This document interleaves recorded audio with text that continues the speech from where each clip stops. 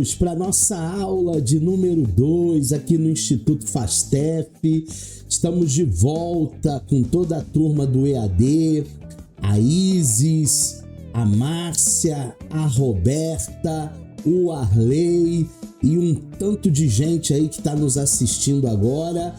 É muito bom estarmos juntos aqui para continuar falando da teoria psicanalítica do Sigmund Freud, o criador, o pai da psicanálise.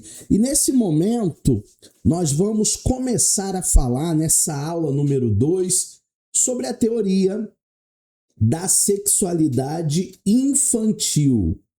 Porque Freud revolucionou a psicologia ao afirmar que a sexualidade está presente desde o nascimento e não apenas a partir da puberdade. Turma, isso foi um escândalo no final do século XIX e início do século XX.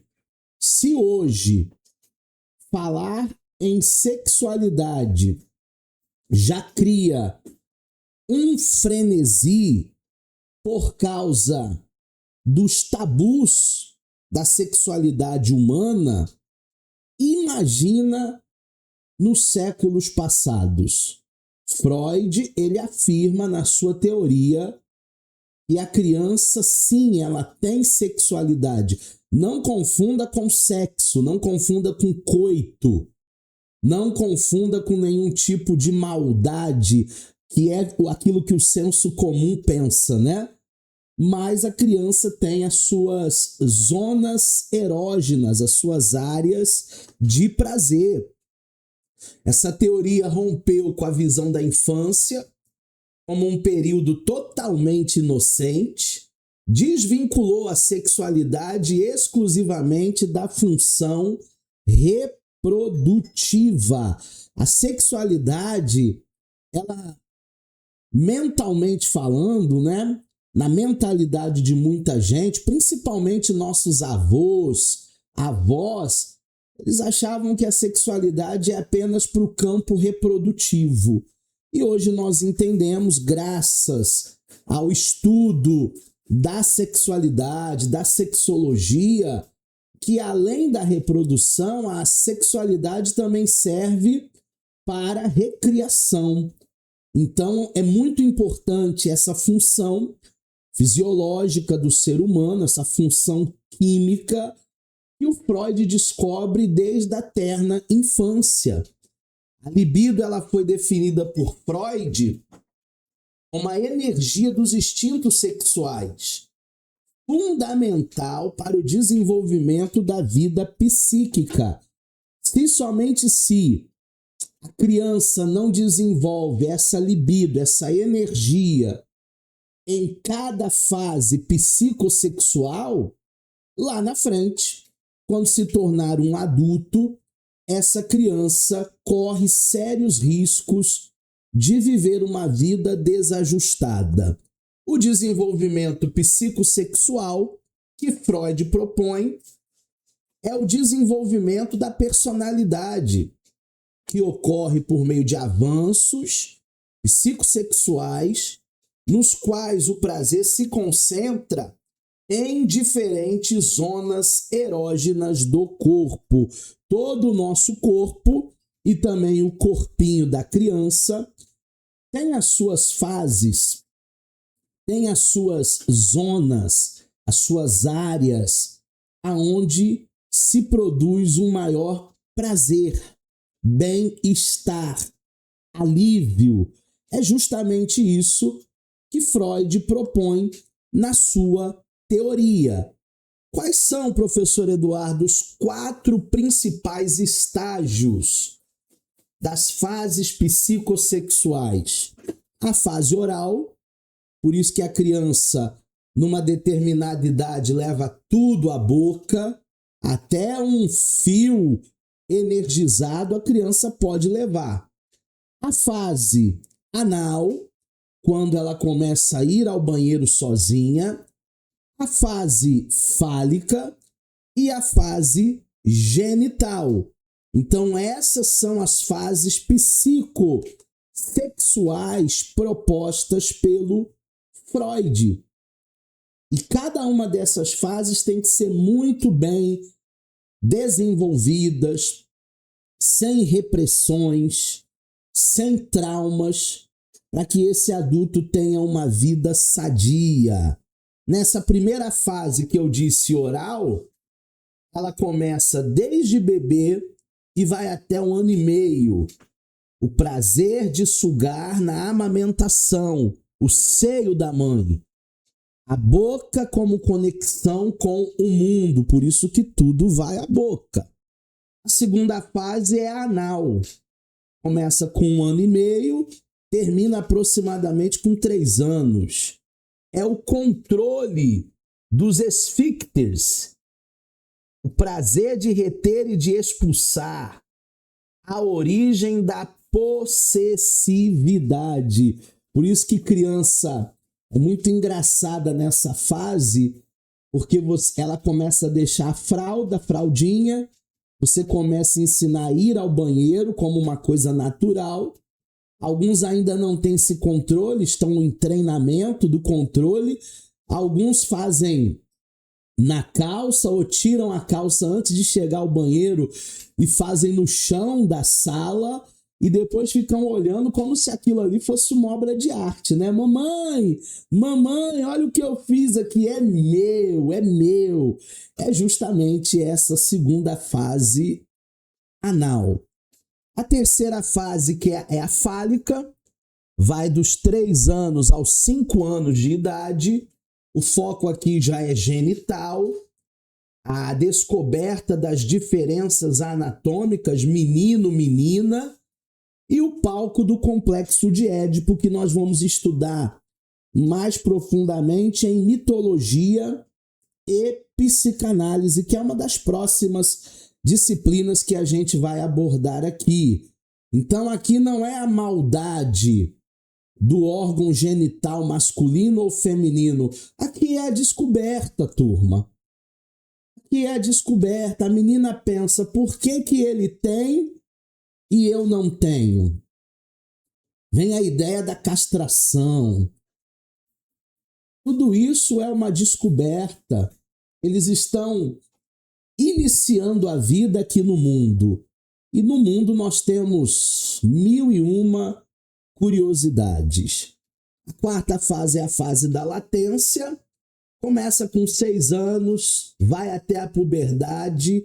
Essa fase aqui é a fase mais calma, porque a energia sexual ela é sublimada dentro de atividades, né? Escola, judô, balé, teatro, música, inglês. Então, essa energia sexual, ela é sublimada para outras atividades dentro de uma agenda cheia da criança. E aí é onde se desenvolve o nojo, o pudor, a moralidade e a socialização. Nessa fase aqui, dos 6 anos até a puberdade, é onde as meninas fazem o seu grupinho, e aí quando tenta um menininho se aproximar, elas dizem, eca, que nojo, menino! Elas não querem nada ainda com o sexo oposto. É esse período de latência. E por último, nós temos a fase genital. Aí sim, já é da adolescência e por toda a nossa vida. Começa na adolescência. É a organização dos prazeres infantis sobre a primazia genital até a sexualidade adulta como conhecemos hoje. Já é a fase da atração homem-mulher, mulher-homem. Já é a fase em que nós começamos a nos interessarmos por alguém sexualmente falando. O complexo de Édipo, que eu vou falar bastante em mitologia, é um termo cunhado por Freud e inspirado numa tragédia grega de Sófocles, descrevendo um conjunto de sentimentos ambivalentes que ocorrem durante a fase fálica do desenvolvimento psicossexual, onde o menino nutre desejos pela mãe e vê o pai como rival, até porque a mãe é o seu primeiro objeto de amor. Foi ela quem deu seio para ele, alimentou, acalentou, cuidou. A mãe é o primeiro objeto de paixão do bebê. Tanto é que o bebê não se vê fora do corpo da mãe. Ele não vê a mãe como um ser humano, ele vê a mãe como uma extensão do seu corpo. E ele começa a rivalizar com o próprio pai quando ele começa a perceber que a mãe não é só dele. A mãe também precisa dedicar um tempinho para o papai. E é aí que a criança faz birra, chora, quer deitar na cama dos adultos, no meio dos dois, quer separar os dois, literalmente falando. Esse processo do complexo de Édipo é fundamental para a estruturação da personalidade, da identidade sexual, sendo superado quando uma criança passa a se identificar com o seu genitor do mesmo sexo. Meninos se identificam com o papai, meninas se identificam com a mamãe. De forma análoga, o complexo de Electra, proposto por Lacan, descreve a dinâmica para as meninas em relação ao pai e à mãe. Então, se por um lado nós temos o complexo de Édipo, aonde o menino rivaliza com o pai pelo amor da mãe, pela atenção da mãe, Lacan ele propõe Electra, a menina rivalizando com a própria mãe pela atenção do pai. E essa configuração você vê em muitas famílias. Geralmente a filha ela é mais ela tem mais afinidade pelo pai, pela figura masculina, e geralmente a mãe ou o filho é mais apegado, tem mais afinidade, essa relação filho menino, mãe, filha menina, pai. Isso não é uma regra, obviamente, mas a gente vê essa configuração em muitas famílias. Vamos falar um pouquinho sobre as estruturas da psique, segundo o pai da psicanálise.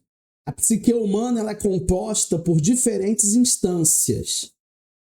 A instância do consciente, a instância do pré-consciente e a instância do inconsciente. Então nós temos dentro dessa organização classificação de algumas personalidades: neurose, psicose e perversão. Eu tenho uma boa notícia para você. Todos nós somos neuróticos de carteirinha. Com exceção, sempre tem uma exceção, né? Dos perversos e dos psicóticos. Então, a grande maioria dos seres humanos são neuróticos. Eu tenho as minhas neuroses, você tem as suas neuroses, com exceção dos perversos, que aí não são neuróticos, são de fato perversos. Não confunda com pervertido, tá? Pervertido é uma coisa, perverso é outra coisa. Ou então, os psicóticos, que também temos aí uma fatia na sociedade, mas não é a maioria. A grande maioria são neuróticos. Professor, existe alguém que não seja nem neurótico, nem psicótico, nem perverso? Não, não existe. Porque são as três únicas estruturas de personalidade.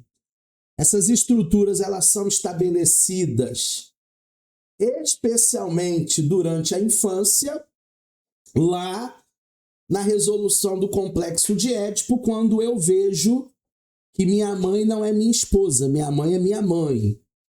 Quando eu vejo que a menina, né, vê que o pai dela não é o seu marido, o pai dela é o seu pai.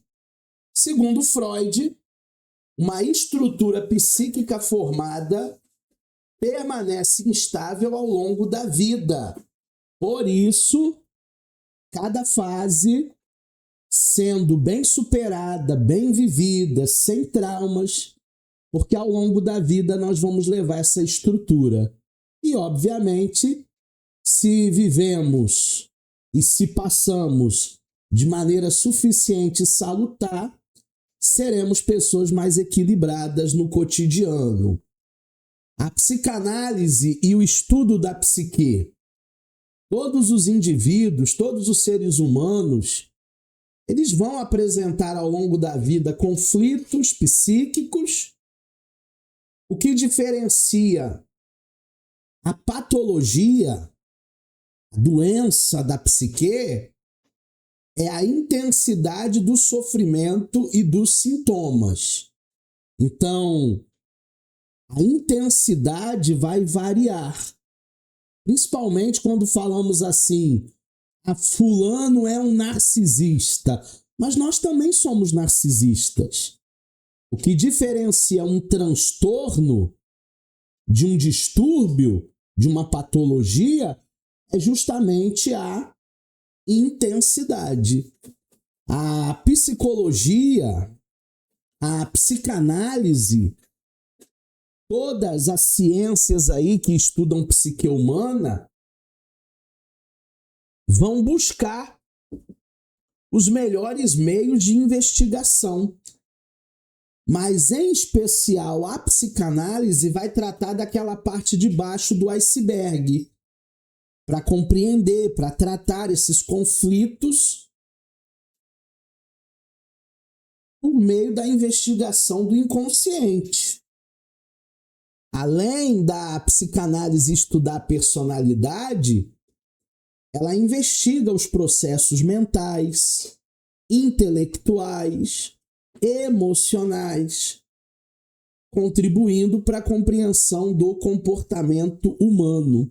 Quem é o psicanalista? O psicanalista, ele é uma espécie de investigador, de detetive. Quando vocês chegarem no finalzinho do curso, nós vamos enviar para vocês alguns estudos de caso. E aí vocês vão investigar, vocês vão decifrar, vocês vão trazer para nós, não um diagnóstico, porque o psicanalista ele não trabalha com diagnósticos. Quem trabalha com diagnóstico é o psiquiatra, o médico. Mas nós vamos decifrar aquele caso para acolher aquela pessoa que está sofrendo e entender, dentro do inconsciente humano, o porquê daquele sofrimento. Porque tudo na vida tem um porquê, tudo tem um histórico. O ponto de virada, por exemplo, é a quebra do narcisismo. Aquela fantasia infantil que eu tinha, que você tinha. Eu sou o único. Eu sou o centro do mundo da minha mãe. Eu sou o centro do mundo do meu pai. O meu pai faz tudo por mim. A minha mãe faz tudo por mim. A minha mãe é a minha heroína, minha Mulher Maravilha. O meu pai é o meu herói, é o Superman. E a gente vai quebrando.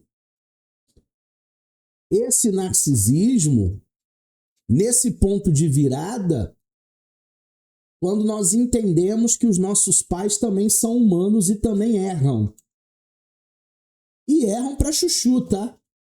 A minha mãe cometeu tantos erros na minha criação que eu não quero repetir com os meus filhos, mesmo admirando a minha mãe desde sempre. O limite é essa castração simbólica proposta pelo Freud, que é a entrada de um terceiro elemento na relação filho-mãe, o pai, na relação mãe-pai, a mãe. Pode ser o elemento do trabalho, porque a mãe hoje em dia tem uma carreira, ela tem que voltar a trabalhar, e isso vai provar para o bebê que ele é mais um. Eu não sou o centro do universo. Eu tenho um pai e minha mãe precisa dar atenção para o meu pai. Eu não sou o centro do universo. Minha mãe precisa trabalhar para colocar dinheiro aqui em casa. Então, obviamente, com a maturação, uma certa idade, esse complexo de Édipo precisa ser superado. O mundo não gira em torno de você. Ainda tem adultos que não superaram essa fase e acham que o mundo é do tamanho do umbigo deles. E a consequência é o fim do paraíso infantil. Dessa forma, acontece uma profunda falta inicial, nasce o desejo humano contínuo, insaciável, porque nós somos insaciáveis. Porque nós não estamos contentes com aquilo que temos ou conseguimos. É difícil você achar um ser humano que diz assim, basta, eu não preciso mais de nada. É muito complexo, é muito difícil. Nós estamos sempre em busca de algo. E quando falamos que o mundo não gira em torno de você, essa é a pura realidade. Esses dias eu vi um videozinho curto na internet, um meme muito engraçado. Depois, se eu conseguir gravar aqui, eu mando para vocês. Uma moça que comprou um lanche, um hambúrguer, e chegou lá na casa dela sem batata palha. E ela ficou tão chateada que ela voltou lá na hamburgueria e falou, olha, veio errado, veio sem batata palha. E a moça lá no balcão disse, ô senhora, desculpa, eu vou pedir para adicionar aqui a batata palha fresquinha, crocante. Ela, não, eu não quero mais batata palha. E a moça do balcão disse assim, você quer que eu refaça e te dê um novo lanche? Ela disse, não, também não quero um novo lanche. E aí a moça do caixa disse assim, você quer então o seu dinheiro de volta? Eu vou estornar aqui e vou devolver. Não, eu também não quero meu dinheiro de volta. E aí a moça voltou a sentar onde ela estava sentada no caixa e disse, eu já entendi então, você quer briga, né? Você só veio aqui para brigar. E é exatamente isso, de uma forma cômica. Se não fosse trágica, o vídeo traz o que as pessoas elas demonstram na sua incompletude. O ser humano ele tem um vazio tão grande dentro de si que ele não quer resolver suas pendências, resolver suas questões. Ele quer reclamar. Ele quer quebrar o sistema. Ele quer furar a fila. Ele quer que a coisa seja do jeito dele.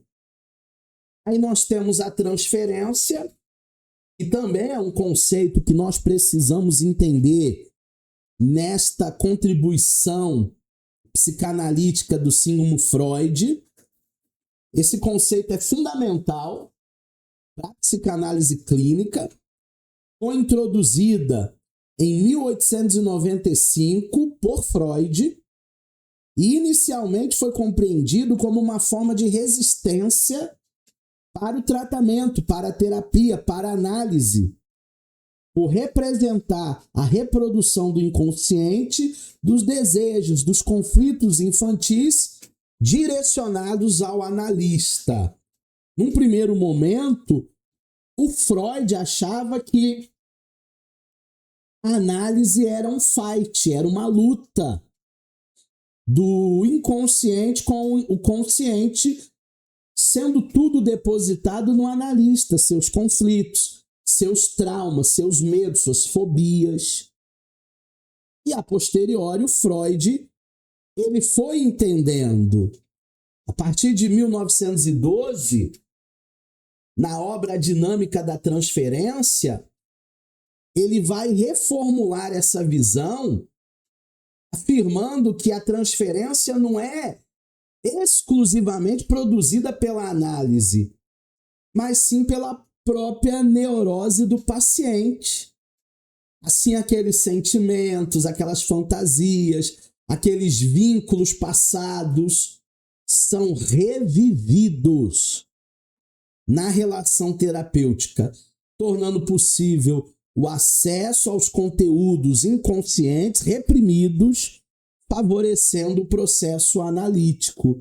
Então, você, depois que começou a fazer as análises didáticas com os nossos professores aqui didatas, eu acredito que esse curso saiu do campo teórico para você e começou a ter muito mais significado. Se você está na primeira matéria, mês que vem você já pode marcar as suas análises de data. Pede para a gente. Vou até colocar o QR Code aqui do curso de oratória, mas também vai servir para você marcar suas análises. Pede nesse QR Code aqui o passo a passo de como você marca suas análises. Começa a marcar suas análises, começa a fundamentar suas análises para que você tenha uma saúde mental, para que esse curso também saia do campo teórico e verdadeiramente passe a ser um curso técnico, prático para você. Uma vez definida na infância, essa organização psíquica permanece instável ao longo da vida e determina como o sujeito lidará com seus conflitos internos. A psicanálise compreende que todo ser humano possui questões psíquicas e a distinção entre o funcionamento normal aqui entre aspas, tá? Será que nós somos normais? Quem é normal nesse mundo tão atribulado? Quem é normal nesse mundo tão esquisito? Quem é normal nesse mundo tão frenético? Nós não encontramos muita gente normal. Até porque o conceito de normal para alguns pode ser um conceito normal para outros. O Freud vai classificar essa transferência. 3 tipos. Transferência positiva, com seu analista. Transferência negativa, com o seu analista. Transferência erótica. Na positiva, nós marcamos essa transferência por sentimentos de confiança, de simpatia, de afeto. Nós fortalecemos a aliança terapêutica e isso facilita muito o tratamento. Quando você confia no seu didata, quando você confia no seu analista, quando você é fiel à sua escola com as supervisões, isso facilita muito para o teu crescimento. Professor, me tira uma dúvida. A análise é só essas 40 sessões para a gente terminar o curso e depois tchau e benção? Não. A análise é para a vida. No curso é só para você ser aprovado dentro do tripé psicanalítico. Mas a análise, para a gente não surtar, é para a vida. Tem alunos que já fazem análise aí 4, 5 anos depois que terminaram o curso. Eles fizeram um curso de 2 anos e eles continuam em análise para o autoconhecimento, para melhorar um pouquinho a cada dia, porque sabemos que nunca vamos alcançar a perfeição. E eles já estão em análise aí há muitos anos, já são até psicanalistas, mas continuam em análise. Transferência negativa já é o oposto, tá? é caracterizada por sentimentos hostis. Então você começa a odiar o teu analista, porque ele toca na ferida também. Um dos pensamentos que mais vem na mente é: quem é ela para falar assim comigo? Ela não é minha mãe? Quem é ele para tocar nesse assunto? É o seu analista. É ali que você tem que falar tudo sem máscaras. Porque o setting terapêutico é um lugar seguro. Ninguém vai ficar sabendo da tua história. E a transferência erótica, o paciente começa a desenvolver sentimentos amorosos pelo analista. Pode funcionar como formas de resistência ao longo do processo analítico. Não é que o paciente confunda as coisas, mas ele enamora o seu analista. Obviamente, o seu analista deve ser compromissado, deve ser casado, deve ser casada, mas há um sentimento de admiração que muitas vezes pode ser confundido com uma paixão erótica. E é aí que nós, como analistas, teremos todo o ferramental na psicanálise para nós fazermos as devidas ponderações mensuráveis para que o nosso paciente entenda que aquilo ali não é um namoro, aquilo ali é uma terapia. Dentro desse teatro da clínica, ainda falando de transferência, nós temos aqui esse gráfico. Não reagimos ao presente, mas projetamos os nossos traumas nas figuras da nossa infância, nas relações atuais. Então, o que nós projetamos? Em quem projetamos? No analista, de maneira positiva, negativa ou erótica, no cônjuge, tua esposa, teu marido, e até mesmo no chefe, porque são pessoas que te fazem lembrar de situações vividas lá na infância que nem você mesmo lembra, porque estão depositadas no teu inconsciente. Sabe aquele sentimento de olhar para alguém e não ir com a cara de alguém? Poxa, tem alguma coisa estranha nela. Não sei o que é, mas essa pessoa não me engana. Na verdade, isso é um gatilho do teu inconsciente de alguma coisa que essa pessoa te remete, inconscientemente falando, ao teu passado. Pode ser a voz, pode ser o cheiro, pode ser o jeito de falar, pode ser a roupa. Existem coisas que nos fazem lembrar até inconscientemente. Além da transferência, nós temos a contratransferência, que se refere às reações emocionais do analista despertadas pela transferência do paciente, toda aquela demanda, todas aquelas emoções, visando inicialmente por Freud como um obstáculo que deveria ser controlado pelo analista.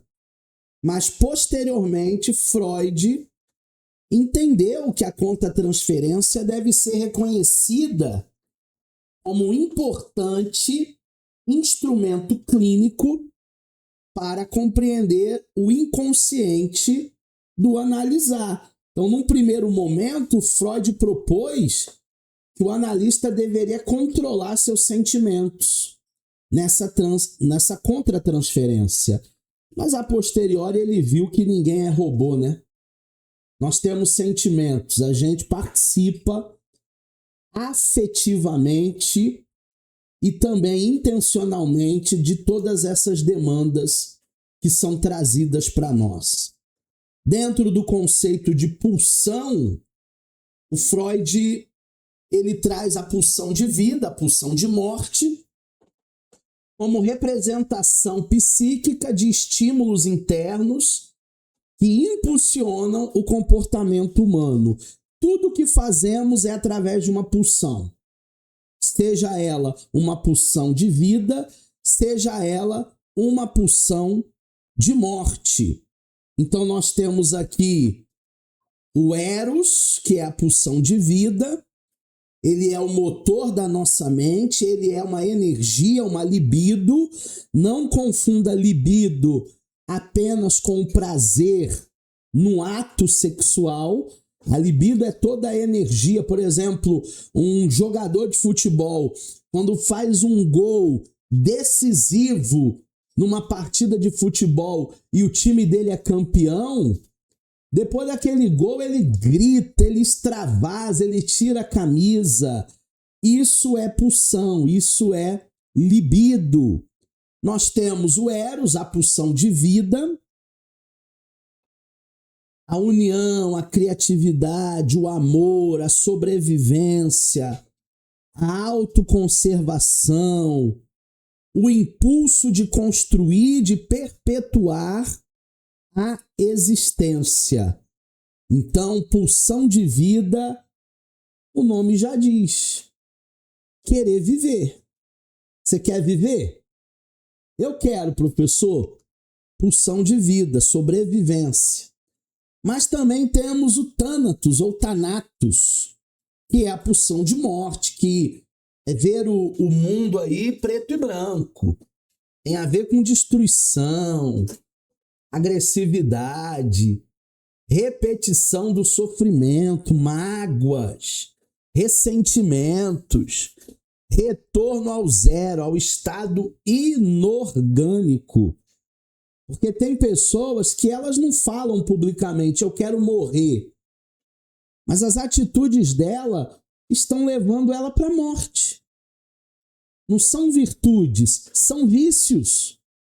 A cada dia a pessoa está se matando. Isso é uma pulsão inconsciente de morte. Thanatos. Quero morrer. Eu não quero viver. Mas não é dito por palavras. É dito por ações e atitudes. Na pulsão de vida, o Eros, nós temos o objetivo de preservar, desenvolver e perpetuar a vida. Ah, mas eu tenho 80 anos, eu quero viver. Favorece união, criação, crescimento, organização dos seres vivos. Todo ser vivo, ele quer continuar sua existência. Até uma planta que você muitas vezes mutila, depois ela volta a nascer, depois ela luta pela vida. Isso é uma pulsão daqueles que querem sobreviver. Está relacionado a amor, sobrevivência, reprodução, construção de vínculos, relacionamento, pulsão de vida, eu quero ver meus netos, pulsão de morte, quem pariu Mateus que os embale. Busca manter e fortalecer a existência humana. Quando nós entendermos que um necessita do outro, quando nós entendermos que somos todos iguais, brancos, negros, héteros, bi, índios, indígenas, marmelucos, pobres, ricos, africanos, asiáticos, americanos, quando nós entendermos que o ser humano é uma coisa só, nós viveremos muito melhor. Exemplo de pulsão de vida: alimentação, proteção, saúde, bem-estar, sobrevivência, trabalho, aprendizado, prática, exercícios físicos, transmissão de conhecimento, pulsão de vida. Existe algo dentro de você aí que está pulsionando. Tem um coração aí que está batendo. Você não está naquela fase, né? Já fiz tudo o que eu podia fazer, agora vou comprar um cadeirão do papai e vou esperar a morte. Não. Você quer viver. Sexualidade além do prazer. Contribuir não só para a reprodução, mas também para a continuidade da espécie. Todas essas ações expressam o impulso de conservar e expandir a vida. Você já reparou que a maioria das mulheres elas querem ser mães? Mesmo quando tem um problema de saúde, elas têm um desejo de serem mamães. Pulsão de vida. Pulsão de vida. Agora, tem o outro lado da moeda, né? Porque toda moeda tem dois lados. Tem o Thanatos, tem o Thanatos, tem a pulsão de morte, que é representada pela tendência ao estado original inorgânico reduzido ao longo da vida. Do pó viemos e para o pó voltaremos. Essa pulsão de morte ela está associada a destruições, agressividade, sofrimento, autodestruição. Ela atua em oposição com a pulsão de vida, conduzindo o indivíduo ao fim da existência. Por que os filmes apocalípticos, por que os filmes de guerra, por que os filmes de horror, de terror, fazem tanto sucesso, hein?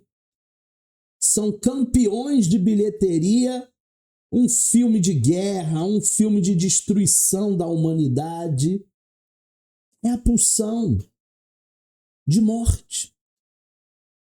Alguns exemplos: suicídio, manifestação extrema da autodestruição e o desejo inconsciente do retorno ao estado inorgânico. Suicídio não é um grito de alguém que quer morrer. É um grito de alguém que quer viver e a vida se tornou insuportável. Saudade, apego ao sofrimento. Sabe aquela pessoa que pega uma fotografia de alguém que já se foi só para ficar chorando? A minha mamãe, a minha vovó. Retorno ao sofrimento. Reviver constantemente as percas. Isso é uma busca do inconsciente humano. Isso é uma pulsão gerada pelo Thanatos. É a morte. Então nós temos aqui uma tensão do Eros e do Thanatos. O que o Freud explica?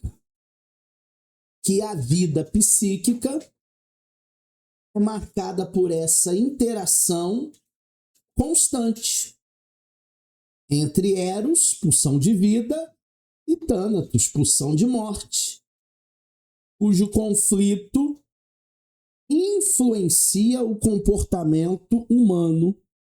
Por que tem dia que você acorda mal? Pulsão de morte. Por que tem dia que você acorda bem? Já coloca lá uma música e começa a dançar. Pulsão de vida. Nós vivemos essas tensões entre vida e morte. Sintetizando o que nós aprendemos na prática, o espelho do ego, em primeiro lugar, é uma lente de projeção.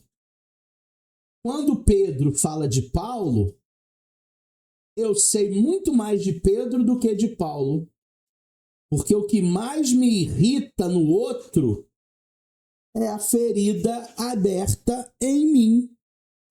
Então, geralmente, nós chegamos na terapia e falamos de todo mundo. Tem hora que a gente repete essa frase exatamente assim. Ai, sabe o que mais me irrita no meu marido? Pão duro. Quando você só fala do teu marido, você está projetando uma ferida que está aberta dentro de você. Quando Pedro fala de Paulo, na realidade ele não está falando de Paulo, ele está falando dele mesmo. Ele está falando de Pedro.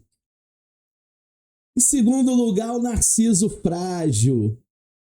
Nós somos ferozes para nos defender de um ataque absolutamente indefeso e somos submissos perante um elogio que alimenta a nossa vaidade.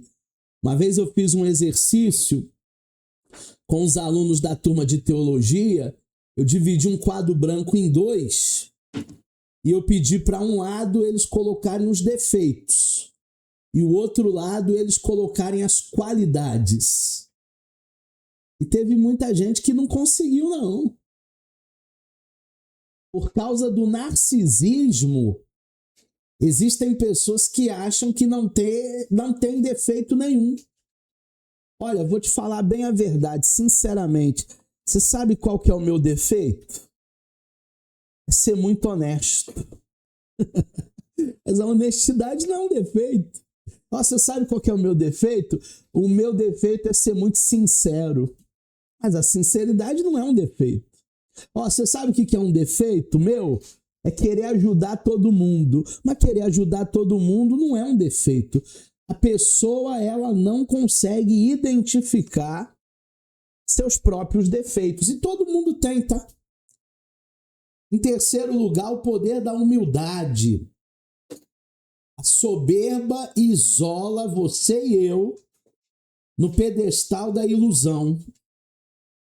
Mas a humildade reconhece os limites, constrói impérios através da cooperação. Só faz terapia quem é humilde. Só faz terapia quem reconhece que pode viver uma vidinha melhor. Porque quem não reconhecer isso não vai fazer terapia nunca. Pra que terapia? Eu não sou doido. A soberba não deixa muita gente fazer terapia. Em quarto lugar, a linguagem que não cala. Se a boca se cala, as pontas do dedo falam.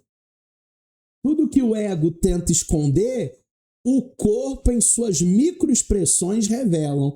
Então não adianta você querer esconder, esse assunto aqui eu não vou falar, porque uma hora ou outra vai ser revelado. O seu rosto te denuncia, as tuas expressões faciais te denunciam, as pontas dos dedos, o movimento involuntário dos pés, das mãos, tudo, absolutamente tudo traz uma mensagem. Em quinto lugar, o ensaio da ação. O pensamento nada mais é do que o ensaio de uma ação. Ele usa a mente racional, que é o ego, que é o balizador, como nós vimos na primeira aula, para prever e domar os seus impulsos imediatistas. Eu quero agora. O que eu quero agora? Eu quero um açaí de 1 litro, com muita calda de morango, muita paçoca, muito leite em pó, muita balinha. É o id. O id não mede as consequências. O id não está nem aí para você jogar ou não fora toda a sua dieta. Em sexto lugar, o fim das certezas. Nessa síntese prática da mente, do corpo. Sabedoria começa com a dúvida. Vou repetir, hein? Até você pegar. A sabedoria começa com a dúvida. Certezas absolutas são caixas que cegam o indivíduo perante novos horizontes. A vida é uma descoberta. A vida é uma descoberta. Tem muita coisa para a gente descobrir. Tem muita coisa para a gente viver. Tem muita coisa para a gente aprender. Os alunos, eles nem entendem por que eu termino um curso e começo outro. Ah, professor, você é maluco, já vai começar outra especialização, outra pós-graduação? Vou, porque tem muita coisa para eu aprender ainda. Até os 88 dá para aprender alguma coisinha. 7º lugar, resiliência de ferro. Somos feitos de carne, mas temos que viver como se fôssemos de ferro. Ressignificar a tragédia é a única forma de sobreviver e da ferida também ser fechada, né? Lembra do metiolate, quando botava no machucado doía? A única maneira de você ser curado, curada, é deixar essa ferida ser tratada, reviver, rememorar. Informação não é vivência. Acúmulo de dados gera apenas obesidade mental. Somente a própria experiência vivida e o erro transformam o ser humano. Hoje na internet todo mundo fala de algum assunto que ele nem tem expertise, ele nem tem experiência. Tem gente falando de direito, mas não é advogado. Tem gente falando de engenharia, mas não é engenheiro. Tem gente falando de medicina, mas não é médico. De nutrição, mas não é nutrólogo, nutricionista. Humberto Eco disse que a internet deu voz aos idiotas. A armadura do amor. Como fica forte uma pessoa quando está segura de ser amada? O afeto rompe as barreiras sombrias do ódio e do trauma. E é por isso que na nossa clínica nós acolhemos, seja quem for. Ah, mas ele cometeu muitos erros. E eu e você não cometemos não, né? A gente é perfeito, né? Ele e ela cometeram muitos erros, assim como eu e você. Podem não ter sido os mesmos erros, mas foram outros erros que nós também cometemos. E tá tudo bem, vamos ressignificar, vamos viver. Pulsão de vida! Eu quero terminar a nossa aula de hoje com essa frase. Viver dói. E tem hora que dói demais. Mas seguimos existindo. A psicanálise, ela não promete felicidade absoluta, pois a incompletude é humana. Nós estamos em construção, nós não somos completos. Psicanálise promete sim coragem de existir com verdade. Viver dói, mas nós seguimos existindo. Eu espero que você tenha recebido conhecimento avançado nessa segunda aula de contribuições psicanalíticas do Sigmund Freud. Eu vou deixar para vocês as minhas redes sociais. Entra lá. Nós temos o Instagram, nós temos YouTube, Facebook e o LinkedIn. E se você tiver qualquer dúvida sobre a aula de hoje, você pode me mandar um e-mail, eduardo@fastef.com.br, e certamente nós vamos tirar, nós vamos sanar, nós vamos fazer com que você compreenda todo o conteúdo desses recortes que fizemos em 2 aulas. Leia teu material didático e só depois você vai acessar a avaliação, o trabalho, para você computar sua nota nessa disciplina. Forte abraço e até a próxima aula.